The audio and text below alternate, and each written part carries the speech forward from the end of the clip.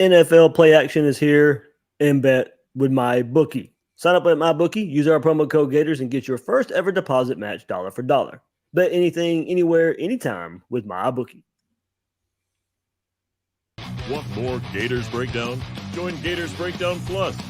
Starting at $3 a month, get access to unique episodes, plus a blog, chat room, giveaways, shout-outs, and more. Gators Breakdown Plus is furthering the interaction with fans and listeners like you. Head to gatorsbreakdown.supportingcast.fm to join Gators Breakdown Plus today.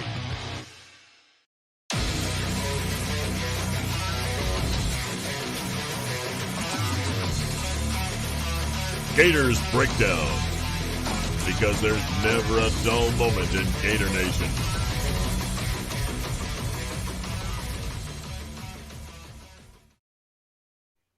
The Gators Breakdown podcast is ready to go. I'm your host, David Waters, and you can find me on Twitter at GatorDave_SEC. Hopping on this Tuesday night, the night after the national championship game where Georgia defeats Alabama for their first national championship since 1980. Joining me tonight is co-host Will Miles. You can find him at readandreaction.com, on YouTube at Read and Reaction, his Twitter account at Will Miles SEC. Well, I think we can be a little sad college football season's over. And even more, I don't know if sad's the right word. I'm not necessarily sad Georgia broke their national championship year streak, but certainly not happy about it. But there we go. As this college football 2021 season comes to a close, the team from Athens is hoisting the trophy at the end of the season. Yeah, I mean, it's fun to root against them, right? I mean, that's sort of been fun, and it's good to sort of, needle your friends who might be Georgia fans. And, Robbie Steltenpool, somebody you and I both know and sort of interact with on Twitter. And I actually felt good for him yesterday. He's been waiting for this his entire life and finally gets to experience it. At the same time, I wish he never had. I mean, in some capacity, you sit there and go, okay, well, now the clock's starting to run on Florida as one of the big dogs in the East who hasn't gotten the job done in a while. It's been 13 years. So, they don't come around that often. And so I think Alabama has sort of skewed the idea that these championships come around all the time. They don't. It turns out that, if you're in the SEC, they come around a lot more often than any of the other conferences, but they don't come around that often. And so, if Billy Napier is able to build this program into something that can compete with Georgia and compete with Alabama and build us up into that sort of entity, I hope we all appreciate it. Like, I hope that the sort of being out in the wilderness the last few years in the poor years with Mullen and Muschamp and McElwain, is, the years where you go 4-7 or 4-8 or 6-7, that you appreciate then when you have the opportunity to win these games. And that I think is the thing that, from the people I know who are reasonable Georgia fans, is sort of what I felt yesterday. Is it was just an appreciation for the journey and the moment and all that sort of stuff. And so hopefully, we appreciate the climb. And then if Napier can get us there, then we'll appreciate the championship as well when it comes. Because, there's been 3 at the University of Florida, which obviously is more than they got at Georgia. But, they're catching up to us now. So it's time to put the pedal to the metal. And Napier, it's time to build. Well, you said the climb, and look, man, that's exactly what it is. We're staring that mountain right in the face. We got to play that team every year. And look, and then I said this on Twitter, when you recruit as well as Georgia has, you don't recruit like that and not eventually win one. I mean, the path was there. We've discussed that angle of it for years now. And look, especially when you've been knocking on the door like Georgia has the last few seasons now, you recruit at that level, you're gonna eventually get one. And some of it comes, and I've heard, of course, plenty of times, well, if Alabama players don't get hurt, Georgia probably doesn't win that game. Okay, maybe, probably so, but they put themselves in position to take advantage of that spot. And look, that's what we get there and let the chips fall where they may. And look, that's exactly, if Florida was the one hoisting the trophy last night in that same exact scenario, I think we'd all be fine with it, no matter how it happens. So, look, like I said, we gotta climb that mountain. It's staring us right in the face. That's the biggest thing right now. Will, is that team's coming off of a national championship that Florida has to play every year. So we've discussed how big this game is year in and year out. It's only the hatred, the vitriol in this rivalry is only kind of ramped up in the last few years as both teams were top 10 teams and fighting for it, and kind of going back and forth with some close games, and Florida finally winning in 2020. But now with that team hoisting the trophy, I mean, you know what's in front of you. And right now, it should motivate everybody to do with this Florida program. It should motivate every single person involved, to get to that level because you know what it's going to take. Yeah, well, I mean, I think the reality is that the butt kicking by Georgia and then things falling apart against South Carolina probably convinced the people who hadn't been convinced yet that it was time for some major changes within the Florida program, right? And that's one of the reasons why Billy Napier's here. It's one of the things you heard about that he was negotiating in that entire sort of, week where it was a question, he's the lead candidate. Everybody was hearing that he was the guy, but they were still going back and forth. And, I think the buy-in from the administration and the buy-in from the program as a whole was something that he was looking for. And look, I mean, we can sit here and talk about Alabama being the big dog of the SEC, and that's true. But the SEC's got the last 3 years has won a national championship, and it's been 3 different teams. So it's not as though Alabama has a stranglehold. Now, I do think watching we'll get that into game it last later night. too, Will. We'll get into it later. With the theme of this episode in the rankings. Yeah, it's getting tougher. It's getting harder. Well, and I do think that watching that game last night versus the 2 playoff games makes you go, 2-6 in the SEC. We might have won the ACC. Like you just sort of sit there, like there was 0 doubt that Georgia was better than Michigan and that Alabama was better than Cincinnati. And last night, that game could have gone either way. Now, it happens to go Georgia's way. Stetson Bennett makes some big plays. Alabama has the big turnovers in this one, whereas in the SEC championship game, Georgia had the big turnovers. And so Georgia ends up pulling it out. But those were the 2 best teams in the country, no doubt. They're both in Florida's conference. We have a measuring stick, and that's what Napier's going to have to build against. And it's exciting that when you win, you're going to earn it. But it's also sort of a little bit, you look at that and go, whoa, that's a pretty tall mountain we got to climb there. But you wouldn't have it any other way. I don't want to win the Pac-12 and get left out of the playoffs and then have to argue that my team's a little bit better. I just, let's win the SEC and be the big dog in the SEC and return back to what Florida fans are used to. And I think that's sort of what I take out of last night is those are the 2 best teams in the country and it's not close. And so, if you want to be there, you're going to have to compete with those guys year in, year out. And that means you're going to have to compete with them on the recruiting trail as well as on the field. And it sounds like Napier's got a plan to do that.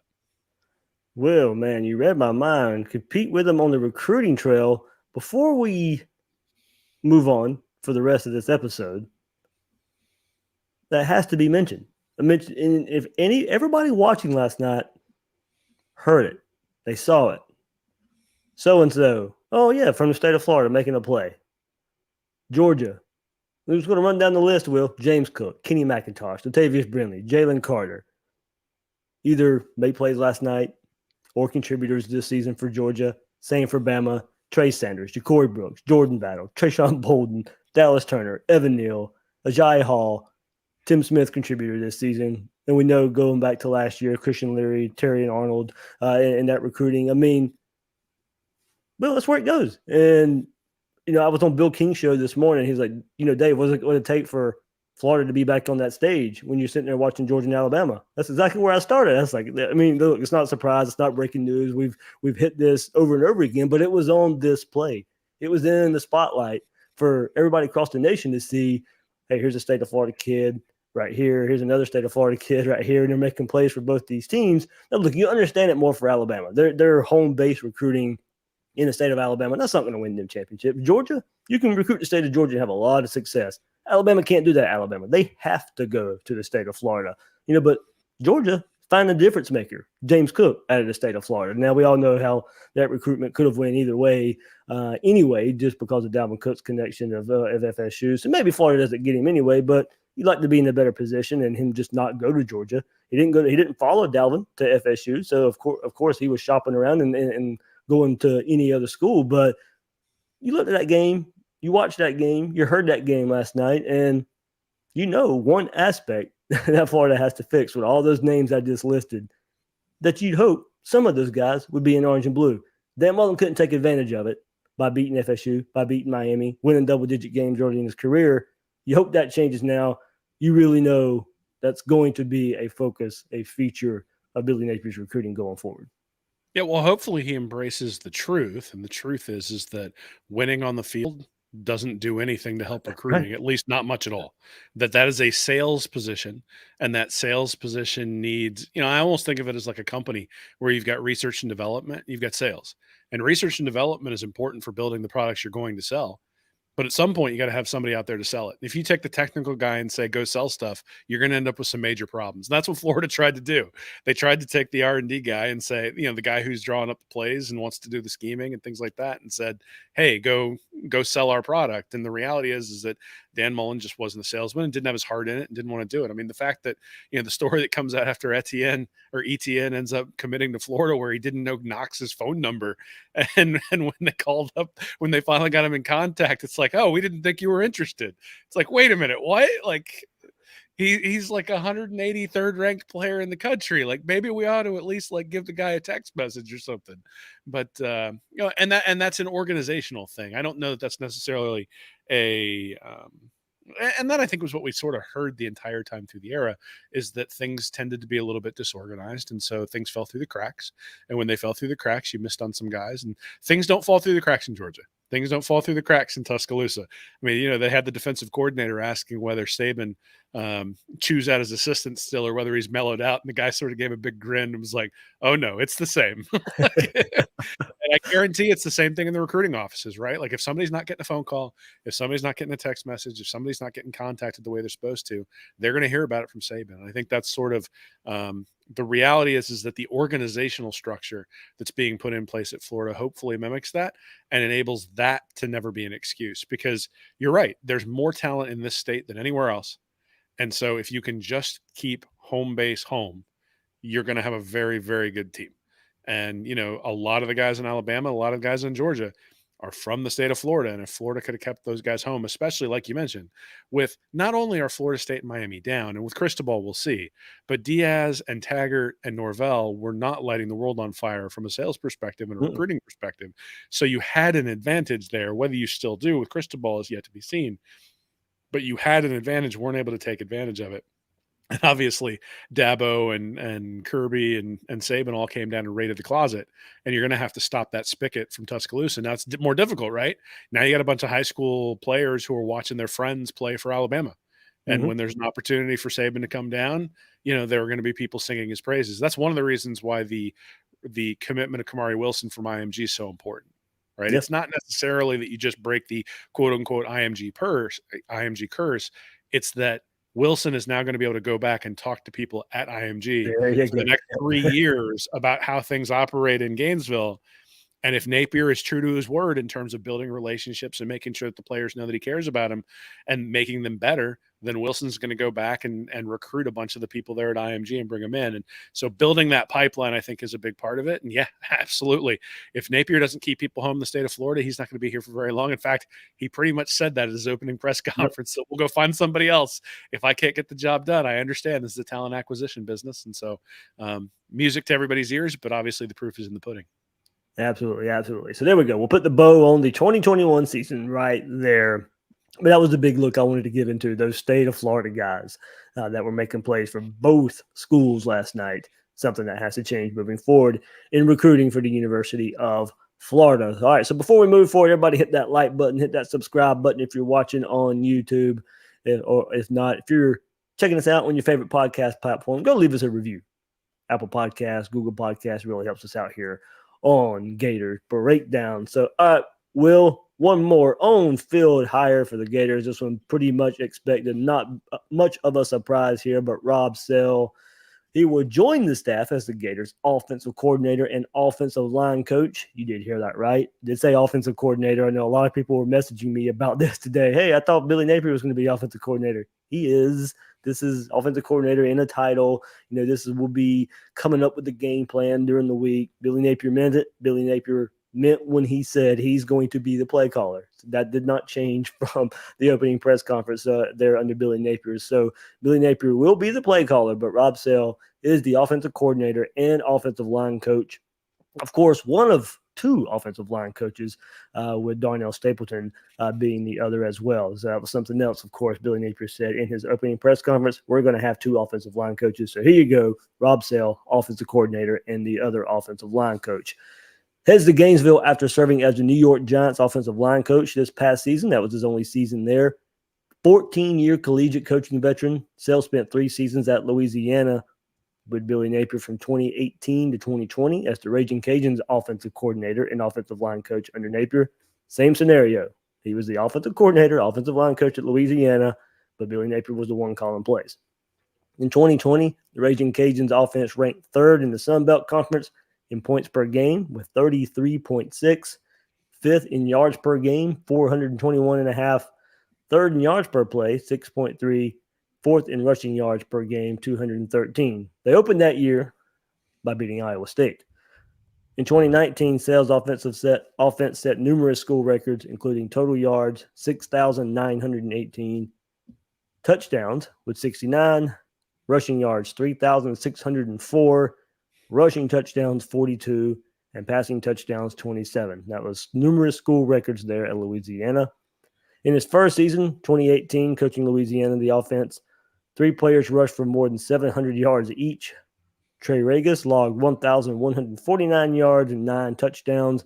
Elijah Mitchell, which is in NFL, making plays for the 49ers, led the Sun Belt with 16 touchdowns, ran for 985 yards, basically 2 1,000-yard backs there in his first season at Louisiana. And Raymond Calais ran for 754 yards and 7 scores in 2018. Sale's widely regarded as an excellent developer of offensive line talent, produced 2 NFL draft picks while at Louisiana, getting Robert Hunt drafted in the 2nd round of 2020 and Kevin Dotson drafted in the 4th round in the same year. So 2 2020 NFL draft picks there, one in the 2nd round from Louisiana, Robert Hunt. Current Louisiana tackle Max Mitchell spent 3 years under Sale in Lafayette, also expected to become an NFL draft pick, as well as the name that's floating around out there in the transfer portal, Osiris Torrance, who is already on the NFL draft boards, but he's going to play one more season of college ball. Does he want to be coached by Sale again? Hopefully so. Prior to Louisiana, Sale was the offensive line coach, running game coordinator at Arizona State, also with Billy Napier in 2017. Sun Devils averaged 31.9 points, so basically 32 points that year, 427.6 total yards, and 180 rushing yards a game. 2016, served as offensive line coach at Louisiana Monroe. Prior to that, offensive line coach at Georgia in 2015. Georgia averaged 375 yards a game. That was Mark Richt's last year. The offensive line, led by all SEC first-team tackle John Theus, helped the team rush for more than 190 rushing yards per game. Before that, spent 3 seasons at McNeese State, serving as offensive line coach for the Cowboys. From 2007 to 2011, this is where it kind of started here with Billy Napier and the connection. Gained his first collegiate experience as a strength and conditioning assistant and offensive analyst at Alabama. Began his coaching career at Catholic High Point, New Roads, Louisiana in 2006. Played at LSU. So there you go. There's your bio on Rob Sale. Will, I do like the aspect putting 2, why in that short stint, 3 years there at Louisiana, putting 2 players in the NFL draft, 1 drafted in the 2nd round. Pretty good replacement here. And I mean, not to devalue Rob Sale here, but replacing one John Hevesy there. So an upgrade, you certainly hope so by looking at this bio from him. Yeah, there are a few things that I like about this. One is that he's 42 years old, sort of goes with the general gist of the staff, right? Young and energetic, going to be out there, heavy recruiting, beyond just the college experience and the NFL experience. The other thing that I hadn't really thought of until I started looking at his overall resume is he came to LSU as an offensive lineman to play under Jerry DiNardo. And then DiNardo got replaced by Saban, and he was there till 2002, and he was a 3-year starter at Garden Center under Saban, as Saban built that program there at LSU into the national championship contender when they won in 2003. And then you think about it, he gets hired as a strength and conditioning assistant and the offensive analyst at Alabama in 2007 under Saban. And he's there from 2007 to 2011.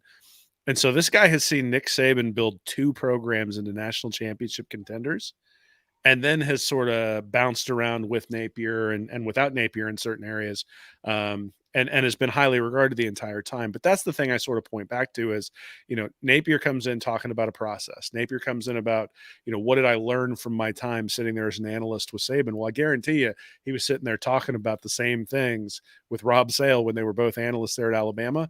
But Sale even has the experience with Saban before Saban was really Saban. Because in 2007, when Saban came to Alabama, the recruiting was probably pretty easy because Nick Saban had quite a reputation at that point. Nobody knew that he was going to be who he is now when he went from Michigan State to LSU.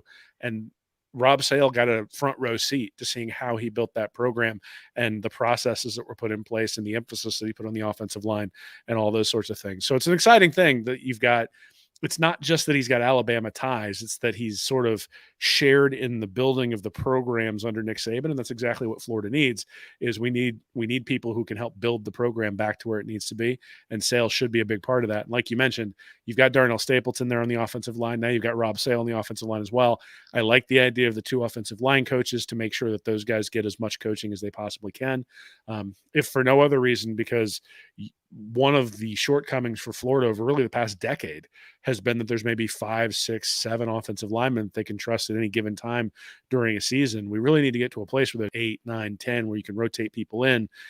And when somebody makes a mistake, you've got somebody who's close behind them and nipping at their heels so that you can pull them off the field and then put somebody out there for a little while to make sure that people are more disciplined when things start to go a little bit bad. So I suspect that Sale is going to be able to contribute in a lot of different ways. But, again, we won't really know until this stuff all comes together because, I think individually Florida had some pretty good football coaches last year, but clearly the culture and the ability of all of them to get along was an issue. And so hopefully the long history between guys like Sale and Napier is going to make it a much more pleasant working environment for everybody involved. Yeah, they spent the 2011 season together in Alabama and then kind of went their separate ways. So, the connection there. And then, of course, at Louisiana together. So definitely a history there. Billy Napier trusting. And look, this was one that was kind of identified from the get-go when Billy Napier was named head coach. Who's going to fill this staff out? Rob Sale's name was brought up very early in the process here. So, that will wrap up the offensive side of the coaching staff here for the Gators under Billy Napier. Head coach, quarterback coach, basically Billy Napier there. Running backs, Jabbar Jalouk, I was just mentioned. Offensive coordinator, offensive lineman, Rob Sale. Offensive line again, Darnell Stapleton. Wide receivers, Kerry Colbert. And then tight ends, William Pigler there from Mississippi State. Kind of funny there, Will, that with that offensive staff there, if you go back, Pigler was announced as what's the site? The coaching site there, where he was announced as the running back coach of the year. Football Scoop, running back coach of the year for Michigan State. He's coming here as the tight end coach, but also joins Jabbar Jalouk, who also was running back coach of the year in 2019. So Florida has 2 running back coach of the year from Football Scoop on their staff. Pigler switches positions to tight end there. So this just lets you know the well-roundedness of this staff there, and then what a lot of their peers think about them. Look, Billy Napier's getting. If you listen to Josh Payton, his podcast, he's behind the scenes. Billy Napier's getting a lot of credit here for the staff he's putting together among SEC peers and SEC coaches right now. So, still, of course, to finish it out on the defensive side, and we'll see where that goes coming up. But offensive staff is complete, Will. Yeah, let's go score some points, man. The 2 offensive line coaches, we know that Napier has a preference for running the ball. You've got, guys who are relatively unproven in terms of, you've got Naquan Wright, who spent quite a bit of time out there, but then you've got Lingard and DeMarcus Bowman, and now you've got ETN with the signing there. And so there's some work to do in terms of establishing that running game, but we know that's what Napier's going to want to do. And so a big part of that is going to be having guys who can develop the guys who are already on the roster. Because look, guys like Michael Tarquin and Kingsley Guaquin and Ethan White, those guys are all talented enough to play in the SEC. The question is, can you get enough of those guys and can you get them disciplined to where when you have an opportunity to go on the road and win a game against Kentucky, you don't have 9 false starts? And, those sorts of little details that just killed Florida all year long are things that you're going to have to solve. And so that's the first thing I'd be looking for with the staff is from from a discipline perspective, are the stupid penalties going away? Are they being efficient, staying ahead of schedule? Are there missed assignments, or have those gone away? Those sorts of things that are mental errors.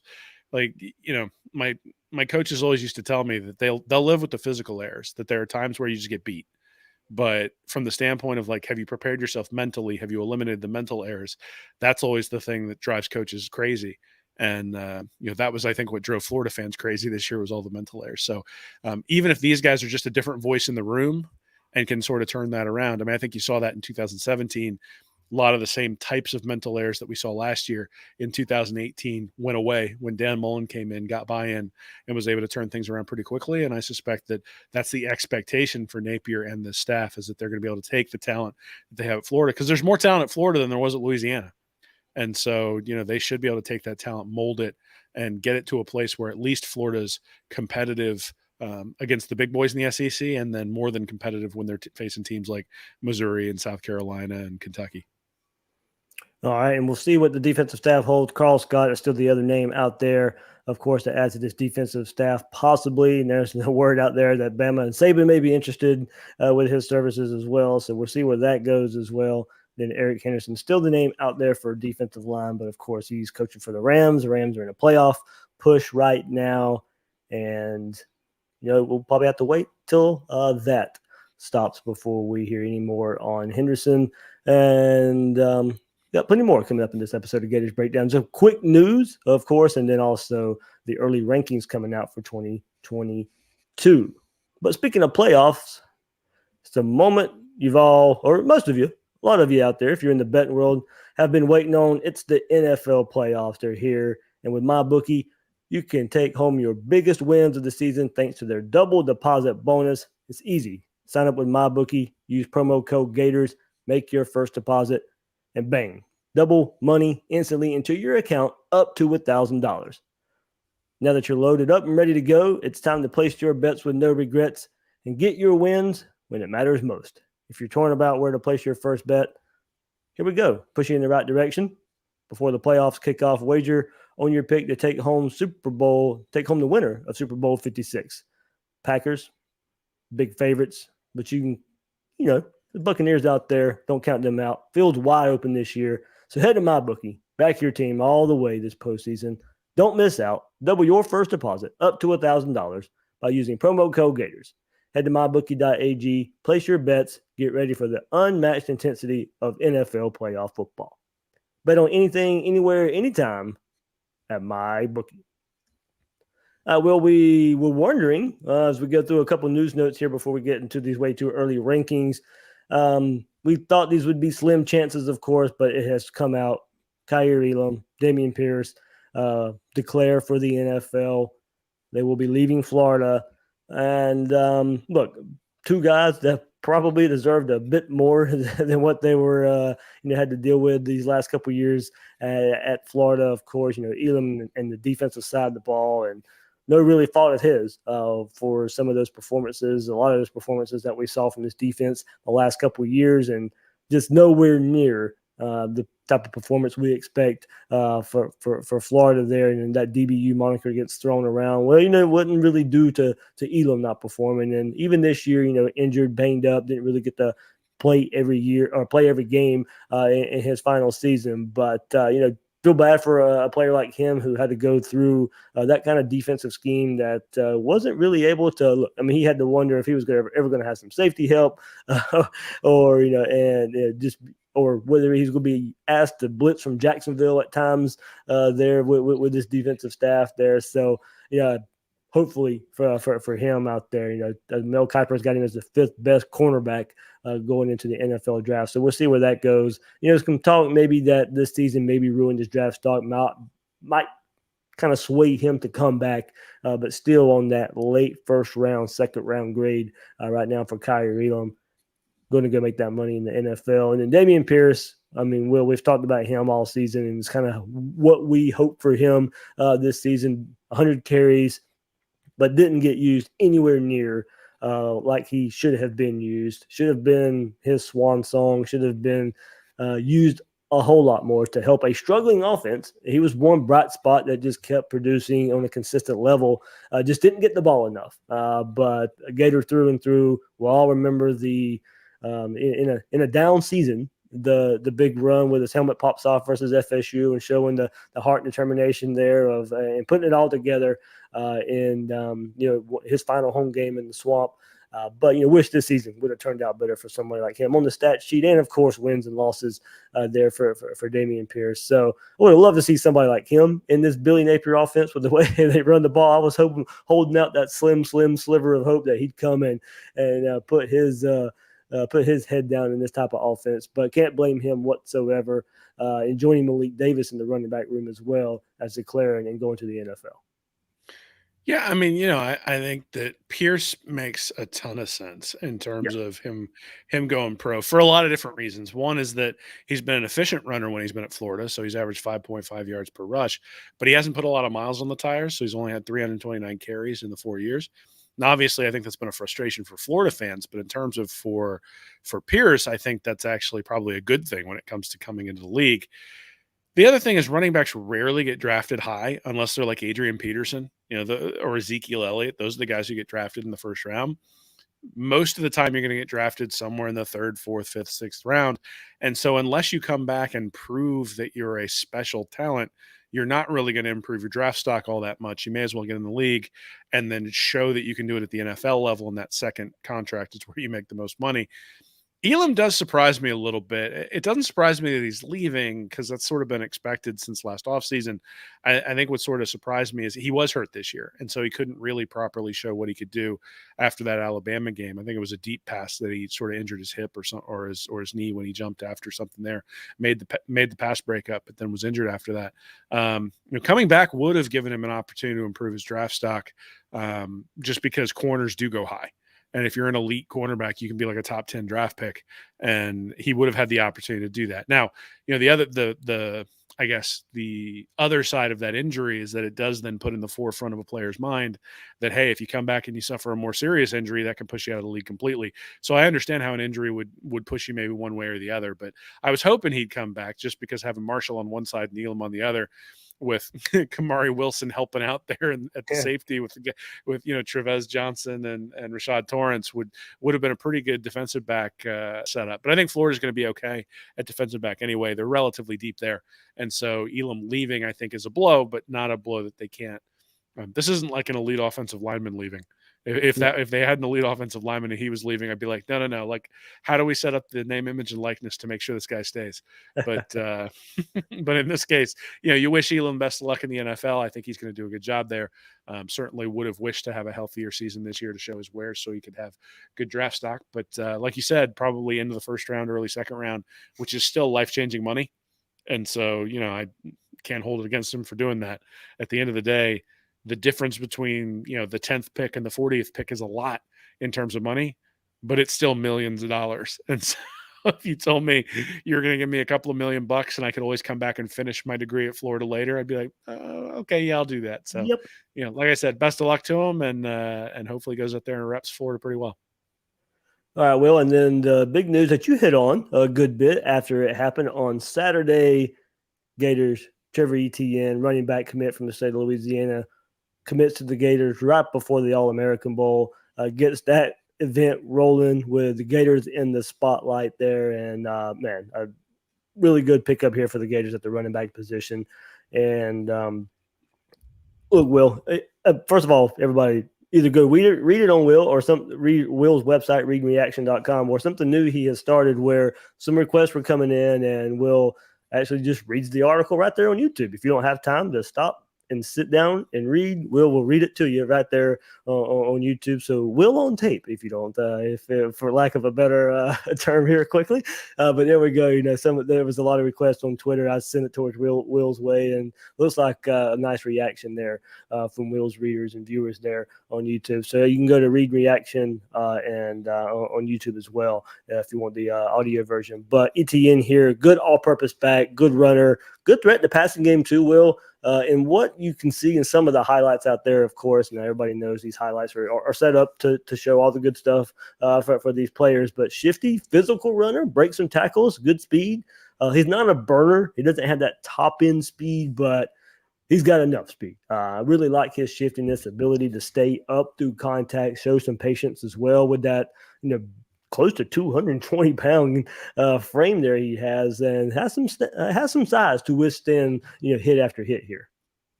Yeah. So Bill Barnwell a few years ago came up with something called the speed score. And the speed score is basically a ratio of a player's 40 time to his weight. And so when you say someone's not a burner and they're 220 pounds, that's less important than when you say someone's not a burner and they're 190 pounds. Right. Yeah. And the reason being is that you have to be a burner when you're 190 pounds because you're not going to be able to shake off the tackles. And if you go look at Florida's profile, the profiles of the guys they've got in that running back room, Naquan Wright is below 200 pounds. Lingard is below 200 pounds. Bowman, at least when he came out, was under 200 pounds. And so this is a different kind of back and a complementary back compared to the guys that they already have back there on the roster. And, so you think about the difference between Dameon Pierce and Malik Davis. I think that's kind of what you're seeing here with ETN is he's going to be a change of pace compared to the guys that they have back there. And that doesn't mean that DeMarcus Bowman or Lorenzo Lingard aren't going to be the lead backs, but it does mean that you're going to have a different kind of back. And, we saw it last year with Dameon Pierce being able to get in the end zone, 13, 14 times. I think ETN is that kind of guy who you're going to be able to rely on him to get that yard when you need that yard. Whereas if you've got someone who's a little bit lighter, who's absolutely better at putting their foot in the ground and making a shift or getting to top speed quicker, but he's going to be able to get you those tough yards down the red zone, and certainly Florida's going to need that.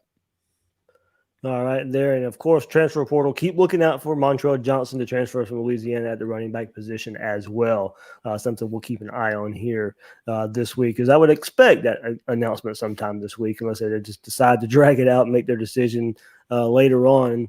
They're same for Osiris Torrance there. I would expect those guys to make the decision soon so they can join in for spring ball somewhere. But look, if it's ultimately going to be Florida, they don't necessarily have to go through the system with Billy Napier. They know the system already. So, of course, you'd love for them to be in there with the teammates and stuff. But they may take their time here as those guys are, making all these visits and getting all kind of offers there from. I mean, you go look at transfer rankings, Will, and I think Torrance, man, if I'm not mistaken, thinking off the top of my head, was it the fourth overall transfer in the portal? Maybe, I think. Shoot, I think that's the case there. So I mean, that big, everybody is taking notice. All SEC schools are taking notice, and the LSU wants to get into the mix there. Miami wants to get into the mix there.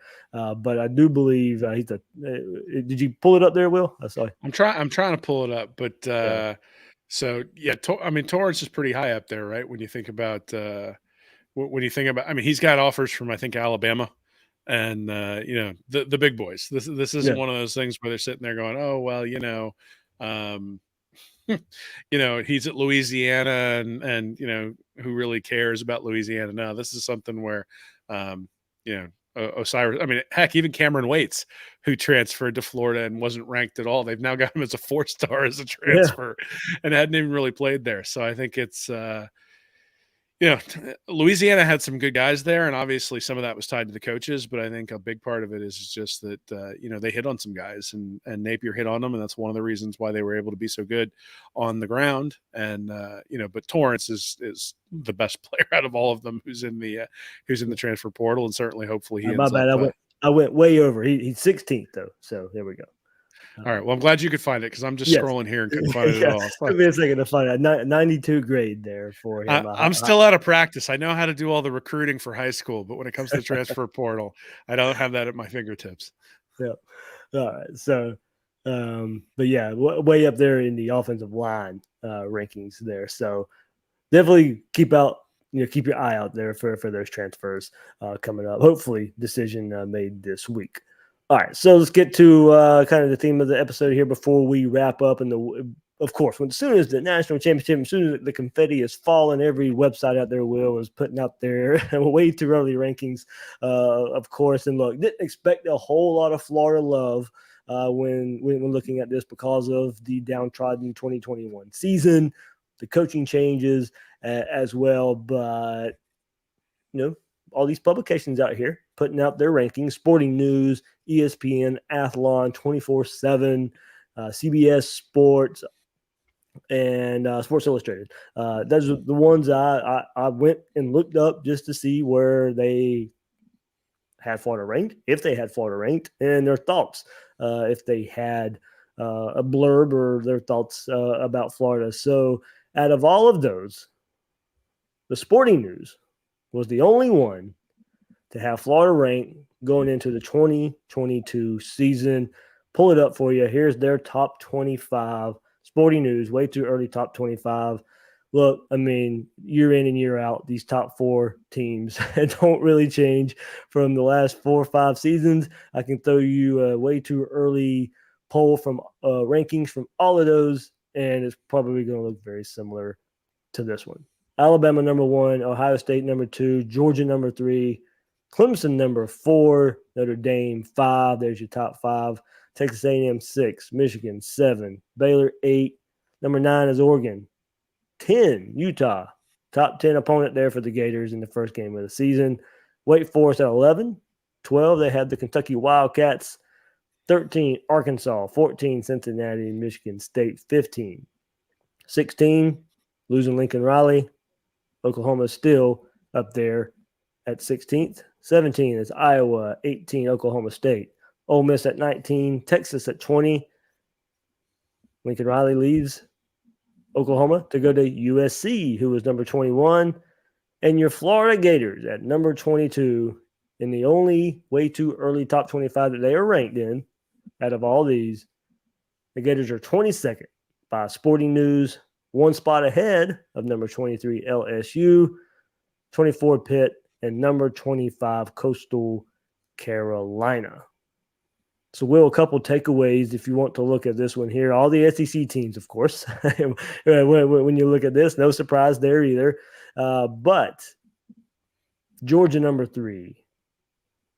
This is who was on the schedule, already scheduled for Florida in 2022.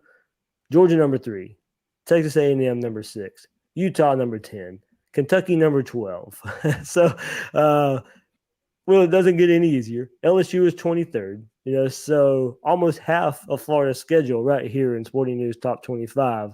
But Sporting News is the only one, Will, out of ESPN, out of Athlon, out of 24/7, Sports Illustrated, CBS Sports that has the Florida ranked in their way too early top 25.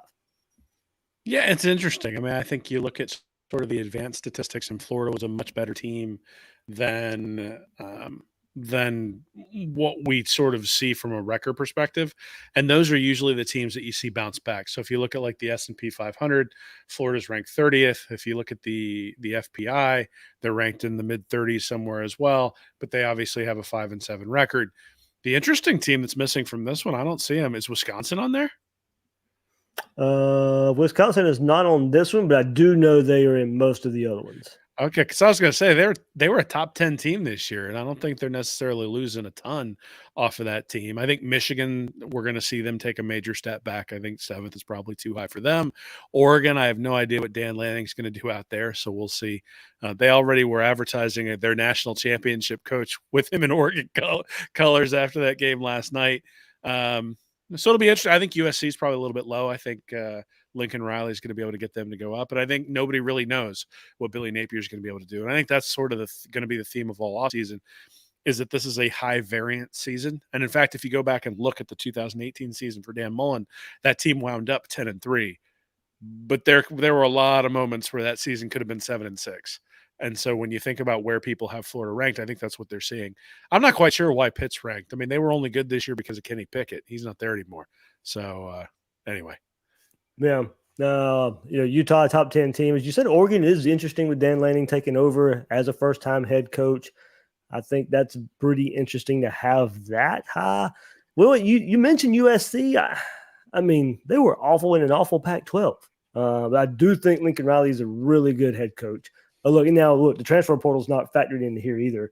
So Caleb Williams not factored in here yet, even though he's probably leaning there. Some people may be factoring in that as well. When you look at it, I mean, the rise of Kentucky and Arkansas, who were thought mid-level, maybe below the halfway mark of the SEC. Kentucky 12, Arkansas 13, really speaks to the depth of the conference right now. But this was the blurb from Sporting News. Florida is pressing the reset button with Billy Napier, and it's worth knowing that former Gators coaches Jim McElwain and Dan Mullen hit 10 wins in their first seasons in 2015 and 2018, respectively. Florida has talent. Napier should be able to mold that into an SEC East contender sooner rather than later.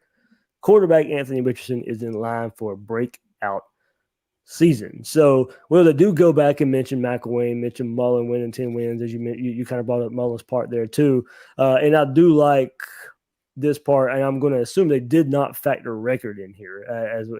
I don't think you should. If you're going to have a preseason or for way too early top 25, I don't think you're necessarily. To me, you should be ranking where you think the teams are, not how they'll finish, not factoring in the schedule that they play either. When you want to go back and kind of look at where you want to put these teams in a way too early ranking. But there was the Sporting News blurb on why they had the Gators ranked. So, as I said, we'll know no other publication out there. I'm going to pull up ESPN's rankings there as well, so you can kind of get a gist here. Alabama, Ohio State, Georgia 3 there as well. Texas A&M 4 there on ESPN. So I'm telling you, I mean, this Gator schedule really, really tough in Billy Napier's first year. They had Michigan 5, Notre Dame 6. They have Utah 7. They have Utah firmly in the top 10. A lot of people were wondering, was Utah going to be this top 10, top 15 team when they roll into the swamp? Most of these polls have them firmly into the top 10 there. Of course, when you start looking at the quarterback change that they made, that really kind of changed their fortunes of the season there for Utah. So we'll see where it goes. Cameron Rising there, I know he got injured in that Rose Bowl, but that was not a serious injury. He'll be the undisputed starter there for Utah. They had a slow start this past season. A lot of people go back and kind of look at that, but that was before the quarterback switch. But ESPN does have the Gators' first opponent of 2022 ranked 7th.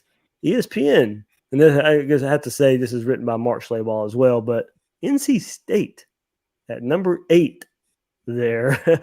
So kind of, I think maybe somewhat of a reach. Oklahoma State, number 9, Michigan State, 10.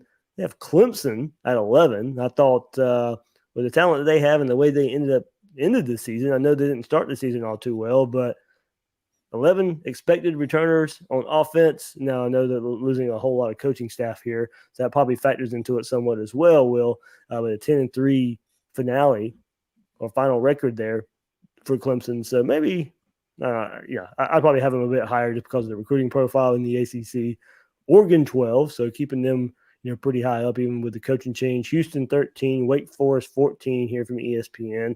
Iowa 15, Baylor 16, Oklahoma 17, BYU 18, Cincinnati 19, Arkansas 20, Kentucky 21, USC 22. So they are ranked even with the coaching change in a 4 and 8 year in the Pac-12.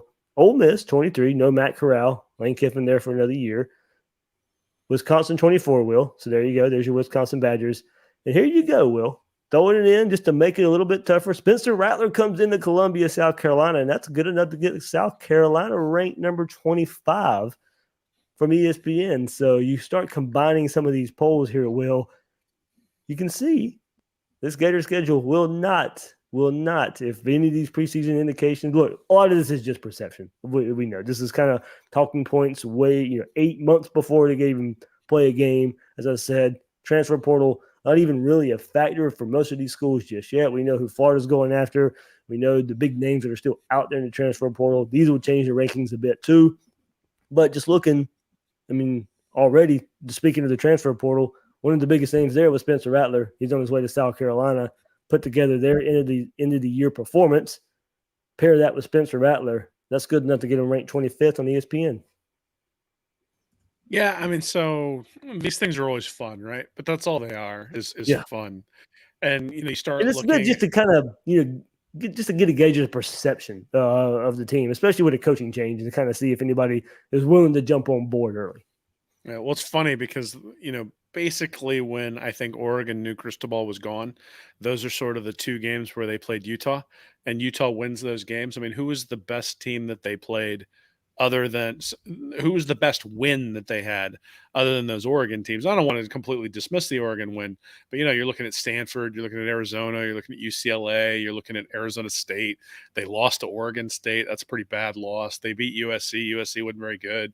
They beat Washington State. They lost to San Diego State. They lost to BYU. Now, certainly Rising was not there as they full-time started there early in the season. But I guess my point is that that's a little bit different than the schedule that Florida played this year.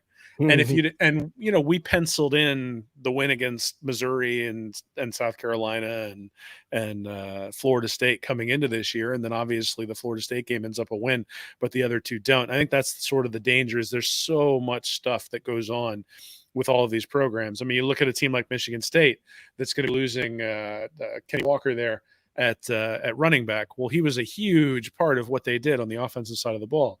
So to have them top 10, okay, well, that's putting a lot of faith in the coach there and Mel Tucker there at Michigan State that he's going to be able to sustain things, when in fact it's really been difficult for people to sustain things at Michigan State. They've had a year where they'd win 11. They made the playoffs a few years ago and then sort of have 2 or 3 down years and then rebuild to be able to have a good year.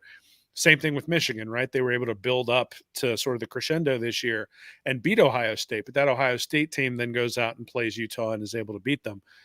I think Ohio State's a pretty good team. I think they're very talented, but at the same time, Michigan sort of took them behind the woodshed.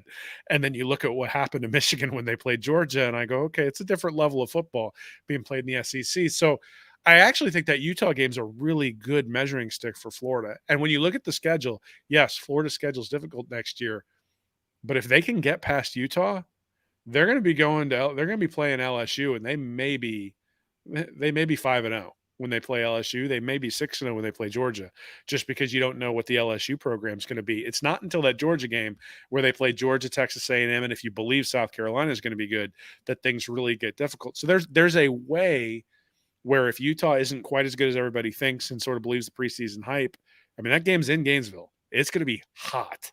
Mm-hmm. And those guys, in the fourth quarter, if Napier says, look, we're just going to wear them down. You even saw it last night a little bit.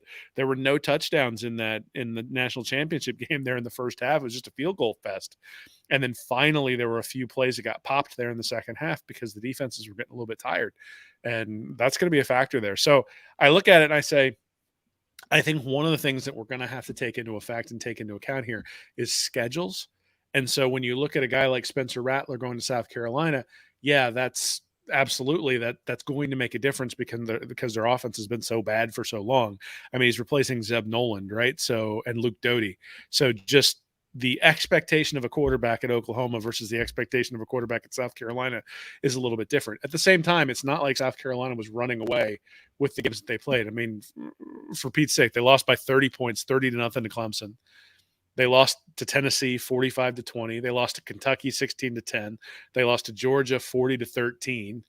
And they lost to Missouri 31-28. And they beat Auburn 21-17, which is probably their best win. And I sit there and I go, and I guess the Florida 40-17, you could call that a good win, except that Florida had basically packed it in at that point.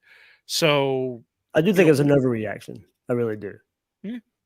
Well, but that's the thing, right? Is you sit there and go, if they only had a quarterback, and now they have a quarterback coming in, but you got to realize where they were from a point differential perspective. When they lost big, and when they won by a few points, except for the game against Florida. Yeah. I mean, this is a team that beat Vanderbilt 21-20.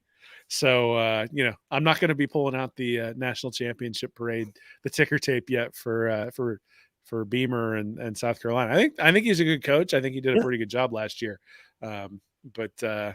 Not bouncing my kid on my knee, telling him about the 2021 South Carolina Gamecock team, 10 years from now or 20 years from now. So, yeah, a lot of this, Florida's probably, if you're going to rank Florida just like the Sporting News did, you had them ranked around 22. You start looking at the teams you'd put right there in that, in that category. Like you said, a Pittsburgh, Penn State, maybe Kentucky. Look, Athlon has Tennessee 23rd, and I've seen Tennessee as high as 15, 16, 17 in that range.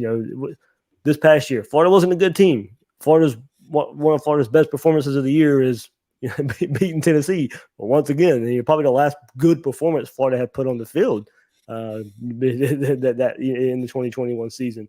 A team like BYU, who always just seems to be kind of consistent there. A team like Houston as well, and so Athlon, they had that next tier. Well, they ranked Miami 26, Fresno State 27, USC 28, had LSU 29th. Coastal Carolina 30th, but they did have other teams to watch. And for Florida, they said should improve under first-year coach Billy Napier, but how high can this team climb in 2022? More consistency and production at the quarterback spot is a must. Gators need to improve significantly on defense. 26.8 points per game allowed in 21. So Athlon's blurb there about just some other teams to look out for. But I want to go to quickly 24/7 Sports. I won't necessarily go through their rankings. Very similar to kind of everybody else here for their way too early. But in another 2022 storyline aspect, 24/7 Sports says Florida will be the most unpredictable team in the SEC. The title is often reserved for Auburn, they say, given the Tigers' annual spells of highs and lows. But Florida, under first-year head coach Billy Napier, will be one of college football's most intriguing teams to watch in 2022. For starters, how the Gators fare against Utah in the season opener may have little to no bearing on the SEC opener the following weekend against Kentucky. Then, after beating USF in Week 3, the road trip to Tennessee is quite worrisome. Prepare yourself, Gator fans, for a wild and unpredictable first month before things settle down just a bit. Then the two-game stretch to open, as well as consecutive contests against Georgia and Texas A&M after an open week will be season defining. So as they point out, Will, and looking at the schedule here just a bit, opening up with Utah and Kentucky, and then another pairing of games, Georgia and Texas A&M. Florida's schedule's not easy there, but they're right. As you said, most unpredictable team. As you said, Will, you point to that Utah game, and no matter if Utah kind of lives up to this top 10, top 15 ranking, it's going to be seen as a good win on Florida's schedule. Maybe that builds up the confidence early for a team. You go play Kentucky the next week. You get those two wins right off the bat, and then everybody, the focus is going to be right there on Florida at the beginning of the season with probably – what everybody likes kind of starting too soon of rankings and, who's got the best win so far? Well, you look at Florida, and they do get that win versus Utah and Kentucky. You'll say, well, tell you what, the Gators have the best resume of everybody so far. And you'll get some crazy some crazy reaction and feedback from that. But I do like that Florida SEC's most unpredictable team. Yeah, I mean, I agree with that, but I think that's all tied to Anthony Richardson. Yeah. At the end of the day, if Richardson there's probably some unpredictability there as well. Sure, and some injury unpredictability as well, right? I mean, he's struggled to stay healthy and has been dynamic when he's been able to stay healthy. And so, if Anthony Richardson starts 11 or 12 games this year, then I think Florida is going to be a pretty good team. If Anthony Richardson starts 2 games and you have Jack Miller start the rest, then I think Florida is probably more of a I think Miller's probably going to be more of a game manager than Richardson would be, right? But Richardson's going to be the guy who might chuck one up and throw an interception for no real reason. And then he's the guy who's going to bust an 80-yard run. So the combination of those two things, I think, is one of the things that's going to bring consistency. Now, one of the things I think will bring some consistency to the team is you mentioned the blitzing the corner from Jacksonville earlier, and that is no longer here. And I know we're going to get into this later in the offseason, but all of the stuff that I have read and listened to and paid attention to from Patrick Toney has me really excited to understand what's going to go on the defensive side of the ball. And just the concepts that he's using to guard read options and RPOs and those sorts of things, I think are going to be a welcome change in Gainesville. And so I think on the offensive side of the ball, yes, there's going to be a high variance based on the schedule. There will be some high variance, but I actually think there's going to be some consistency on the defensive side of the ball. And I think that defensive consistency is going to make it to where you're not going to sit there and go, oh God, are we going to go out and lay an egg against South Carolina? It's going to be, no, you're going to take business. You're going to take care of business against a team you should take care of business against. And so I think on the offensive side of the ball, we might see a lot of variability. I think on the defensive side of the ball, we're going to see more consistency. Whether they're consistently good or consistently average or consistently bad is going to be a question based on the players. I don't think they'll be consistently bad, but whether they can sort of take it from being sort of middle of the pack, top 30, top 40, or whether you can actually turn them into a top 25 or even a top 10 defense, I think is going to be the story of the season. I think the offense is going to ebb and flow just because there's not a whole lot of experience there. The defense is where they're going to have to be consistent. And hey, that's kind of what we want for Florida. I mean, Florida's always been known for defense until recently. And, obviously the last couple of years, Florida hasn't been known for defense, but getting back to that as the identity of the Florida Gators, obviously under Spurrier, you think about the fun and gun, but those teams have some really good defenses. And the shift to Stoops is one of the things that led to that national championship and led to that run there from 96 on. And certainly under Urban Meyer, those defenses were nasty. And so getting back to that type of football, I think, is going to be the question. And I think it's going to be more consistent on the defensive side of the ball. All right, well, so I did poll Gator Nation out there on Twitter. I said the way too early rankings are out. Does Florida deserve to be ranked heading into 2022? Out of 2,400 votes, 85% say no. Florida does not deserve to be ranked in these 2022 early rankings. I got a lot of feedback from you guys too. I'll probably share that later on this week here on Gators Breakdown. So everybody thanks there for the votes, and a lot of feedback there as far as that goes. So I will go out on a little bit of positive note here, Will. As far as odds go, all the odds out there, Caesar Sportsbook thinks much higher on Florida, or how they'll think the public will view Florida. But I mean, I just kind of saw here, at least in Gator Nation, the public doesn't view Gators' chances so high. But Caesar Sportsbook, 40-1 odds for the Gators. That's the same as Utah, Wisconsin, Oklahoma State, Texas, Oregon, Cincinnati. All those schools are tied for the 8th highest odds to win the college football playoff there. So, there is a positive outlook there for Florida. But, odds, they are what they are. How are you going to spend your money? That's all they care about. So that's the angle they're looking at the public there. All right. I love Florida. I think Florida's going to be good under Billy Napier. I think you have a gambling problem if you bet on Florida to win the national championship next year. Alabama, all the guys who were the major contributors to that team last night, they're all coming back. All of their all SEC guys were either 2019 or 2020 class. So those guys aren't draft eligible yet. So Will Anderson's coming back. Bryce Young's coming back. There's going to be a lot of guys coming back, and they're going to be angry. And so next year is not the year I'm going to be betting on Florida. Now, I think Florida has a legitimate chance if everything falls right and Napier does what he's supposed to do to really be a real competitor there in 2023. I think 2022 is about finding out what you have, right? It's about figuring out, is Anthony Richardson your quarterback who can lead you there? Who do you have from the previous recruiting classes who's going to be a contributor on a championship team? Who can you then trust from this 2022 class who comes in early? How do you build up the culture on special teams? All those sorts of things. Because last night, I'll tell you, the thing that was really telling is there were no punt returns. Because every time there was a punt, the punt team was down there like surrounding the guy who was running it back.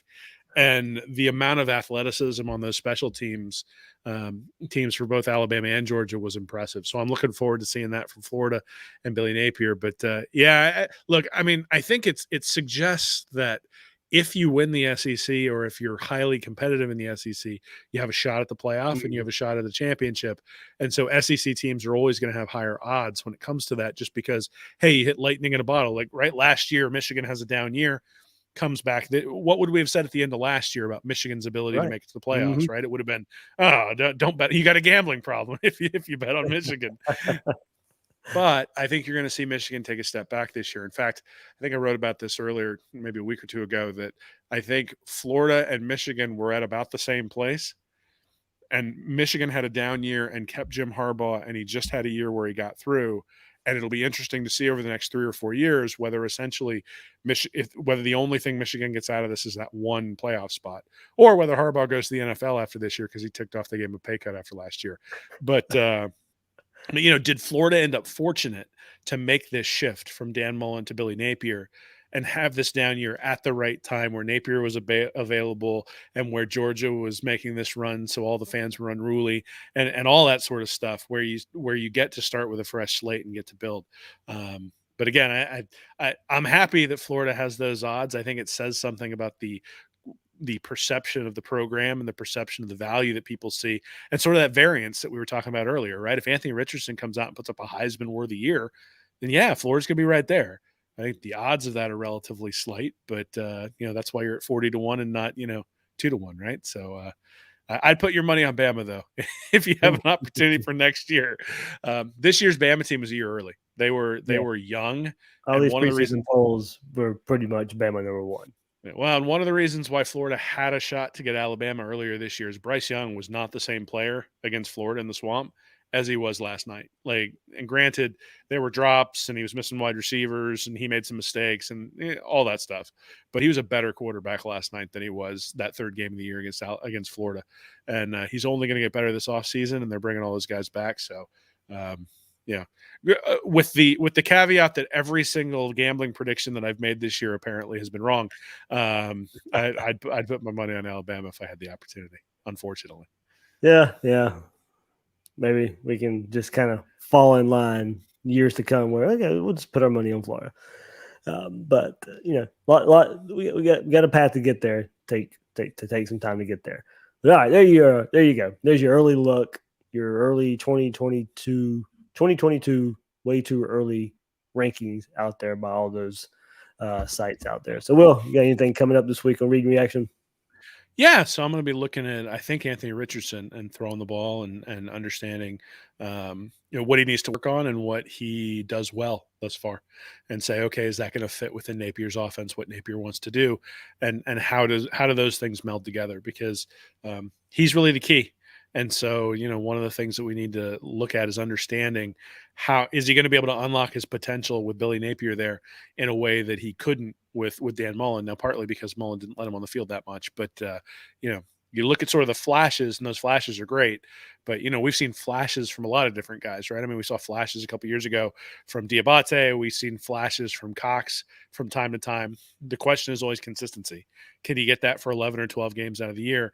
And what does Anthony Richardson's profile when he's coming to the game? What does that tell us about his ability to be consistent? So that's one of the things I'll be looking at this week. So we'll have that up to the site, and then I am going to do an audio read for that article as well.